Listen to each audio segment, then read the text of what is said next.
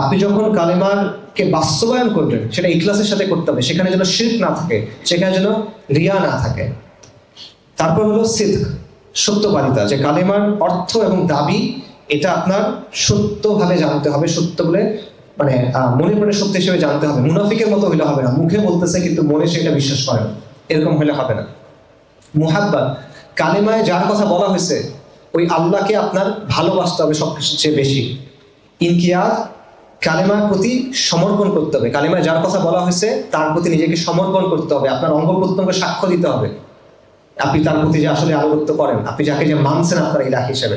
এবং ফাইনালি কবুল করতে হবে, মনে প্রাণে এটা আপনার কবুল করে নিতে হবে। এটা হলো সংক্ষেপে আলোচনা, এটা নিয়ে অনেক বিস্তারিত আলোচনা আছে, আপনারা অনেক বইতেই আলোচনা পাবেন, আমি সেখানে যাচ্ছি না। কালেমার রোপণে আসেন এবার। কালেমার স্তম্ভ কি? প্রত্যেকটা বাড়ির পিলার্স থাকে, রাইট, ফাউন্ডেশন থাকে। কালেমার দুটা স্তম্ভ আছে, লা ইলাহা ইল্লাল্লাহ, একটা হলো নাফি, একটা হলো ইসবাত। একটা হলো অস্বীকার করা, লা ইলাহা, সকল ইলাহকে অস্বীকার করা হচ্ছে। তারপর হলো ইসবাত, সত্যায়ন করা, এক আল্লাহ ছাড়া, একমাত্র আল্লাহকে আমি সত্যায়ন করি, বাকি সকল ইলাহকে আমি অস্বীকার করি।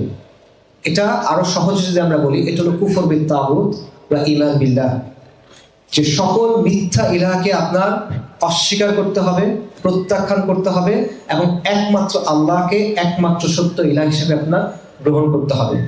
আল্লাহ সুবহানাহু ওয়া তাআলা বলেন, লা ইকরাহা ফিদ-দীন ক্বাদ তাবায়্যানা আর-রুশদু মিনাল গায়y ফামান ইয়াকফুর বিত-তাগুতি ওয়া ইউমিন বিল্লাহ ফাকাদ ইসতামসাকা বিল-উরওয়াতিল উসকা লা ইনফিসামা লাহা ওয়াল্লাহু সামিউন আলীম।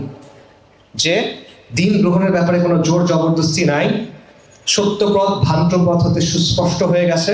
সুতরাং যে তাগুতকে অস্বীকার করলো এবং আল্লাহর প্রতি ঈমান আনলো, সে এমন এক মজবুত হাতল ধরে নিল যেটা কখনো ছিন্ন হবে না। আল্লাহ সুবহানাহু ওয়া তাআলা বলেন, ওয়ালাকাদ বাআসনা ফি কুল্লি উম্মাতিন রাসূলান আন ইয়াবুদুল্লাহা ওয়াজতানিবুত তাগুত। আল্লাহ আযজা ওয়া জাল প্রত্যেক কওমের কাছে, প্রত্যেক উম্মার কাছে রাসূল পাঠাইছেন এই দাওয়াত দিয়ে যে তোমরা এক আল্লাহর ইবাদত করো এবং তাগুতকে অস্বীকার করো। কালিমার দুইটা স্তম্ভ হলো এক আল্লাহর উপর ঈমান এবং তাগুতকে অস্বীকার করা। তাগুতকে অস্বীকার করার অর্থ কি? তাগুতের শাব্দিক অর্থ হলো সীমা লঙ্ঘনকারী, পারিভাষিক অর্থে তাগুত মানে হলো মিথ্যা ইলাহ। এমন কেউ যাকে আল্লাহর বদলে রব বলা হয়, এমন কেউ যাকে আল্লাহর বদলে ইলাহ বলা হয়, অথবা তার উপর এমন কোনো বৈশিষ্ট্য আরোপ করা হয় যেটা শুধুমাত্র আল্লাহর এবং সে এটা সন্তুষ্ট, সে হলো তাগুত, সে হলো মিথ্যা ইলাহ। আল্লাহর রব, ফিরআউন বলছিল আনা রাব্বুকুমুল আ'লা, ফিরআউন তাগুত। আল্লাহ জীবন এবং মৃত্যু দেন, নমরুদ বলছিল আমি জীবন এবং মৃত্যু দিতে পারি, নমরুদ তাগুত। সন্তান দেওয়ার মালিক আল্লাহ, রিজিক দেওয়ার মালিক আল্লাহ। এখন কোনো সাধু বাবা এসে বললো যে সন্তান আমাকে, আমার পায়ে সিজদা করো বা আমার এটা করো, আমি তোমাকে সন্তান দিব। কোনো পীর বাবা এসে আপনাকে বললো যে আমি তোমার রিজিক বাড়ায় দিব, সে তাগুত।